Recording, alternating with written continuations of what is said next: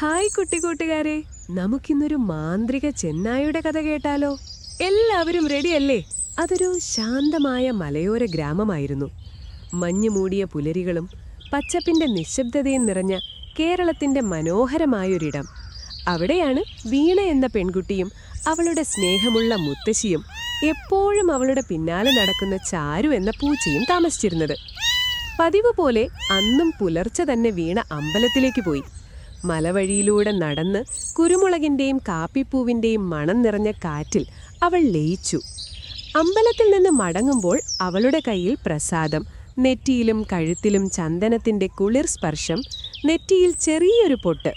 അവളുടെ കൂടെ പൂച്ചയും ചെറുതായി മ്യാവെന്ന് വിളിച്ച് വഴിയിലാകെ ചാടിക്കളിച്ച്. വീട്ടിലെത്തിയ ശേഷം ചായ ഉണ്ടാക്കി അവളും മുത്തശ്ശിയും കൂടി ഒരുമിച്ചിരുന്ന് കുടിച്ചു. വീണ തോട്ടത്തിലേക്കിറങ്ങി. തക്കാളിയും പയറും കുരുമുളകും പറിക്കുമ്പോഴാണ് അവൾ തോട്ടത്തിൻ്റെ ഒരു മൂലയിലൊരു വലിയ കുഴി കണ്ടത്. അത്ര ശ്രദ്ധിക്കാതെ പിന്നെ നോക്കാമെന്ന് വിചാരിച്ച് അവൾ പച്ചക്കറികളുമായി തിരികെ വീട്ടിലേക്ക് പോയി. രാത്രി വന്നു. മലകളിൽ നിന്ന് കാറ്റുവീശി. വൃക്ഷങ്ങൾ സാവധാനം ശബ്ദിച്ചു. അപ്പോഴാണ് വീണയുടെ കണ്ണിലൊരു അസാധാരണമായ കാഴ്ചപ്പെട്ടത്. തോട്ടത്തിലെ ആ കുഴിയിൽ നിന്ന് മൃദുവായൊരു പ്രകാശം. കൗതുകം ഭയത്തേക്കാൾ വലുതായി. പൂച്ചയെ കൂട്ടിക്കൊണ്ട് അവൾ പതുക്കെ അവിടെ ചെന്നു. കുഴിയിലേക്ക് നോക്കിയപ്പോൾ അവൾ ഞെട്ടി. നിറയെ രോമങ്ങളുള്ള വെളുത്ത നിറമുള്ള നീല കണ്ണുകൾ തിളങ്ങുന്ന ഒരു ചെന്നായ. ഭയന്നവൾ പിന്നോട്ടു മാറി. പൂച്ച അവളുടെ കാലിനരികിൽ ചേർന്ന് നിന്നു. അപ്പോൾ ആ ചെന്നായ സ്നേഹമുള്ള ശബ്ദത്തിൽ പറഞ്ഞു, "പേടിക്കണ്ട വീണേ, ഞാൻ നിന്നെ ഉപദ്രവിക്കില്ല." സംസാരിക്കുന്ന ചെന്നായ! അത്ഭുതവും ഭയവും ചേർന്ന് വീണ് നിശ്ചലയായി. പിന്നെ പതുക്കെ അവൾ ചോദിച്ചു, നീ ആരാണ്?" "ഞാനീ മലകളുടെ കാവൽക്കാരനാണ്. മാന്ത്രിക ലോകത്തെയും മനുഷ്യലോകത്തെയും ബന്ധിപ്പിക്കുന്ന ഒരാളാണ്." അന്നത്തെ രാത്രിയിൽ അവർ സംസാരിച്ചു. നക്ഷത്രങ്ങളുടെ കീഴിൽ, പൂച്ചയുടെ മൃദുലമായ മ്യാവിനിടയിൽ. അങ്ങനെ അവർ കൂട്ടുകാരായി. അതിനുശേഷം വീണയ്ക്ക് സഹായം വേണ്ടപ്പോഴെല്ലാം ആ ചെന്നായ കൂടെയുണ്ടായി. മഴയിൽ വഴിതെറ്റുമ്പോൾ, മുത്തശ്ശിക്ക് അസുഖമായപ്പോൾ, തോട്ടത്തിലെ വിളകൾ കാക്കുമ്പോൾ. ഒരു ദിവസം ചെന്നായ പറഞ്ഞു, "വീണേ, നിന്നെ ഞാനൊരു അത്ഭുത ലോകത്തേക്ക് കൊണ്ടുപോകാം. പക്ഷെ ഭയപ്പെടരുത്." അവളെ കുഴിയിലൂടെ നയിച്ചു. അതൊരു വാതിലായി മാറി.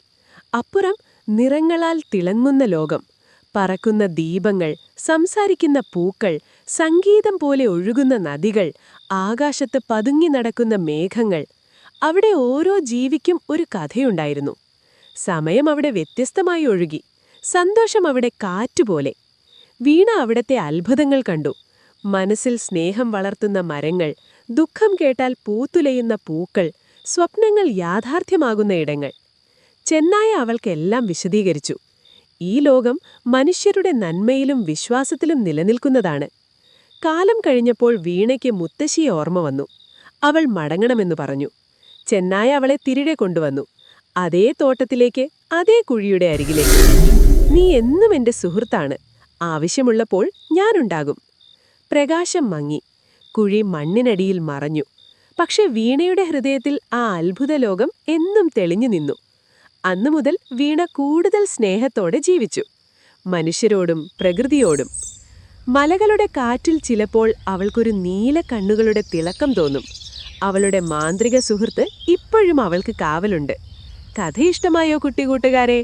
കൂടുതൽ കഥകൾക്ക് ഈ ചാനൽ സബ്സ്ക്രൈബ് ചെയ്യാൻ മറക്കരുതേ. ബൈ.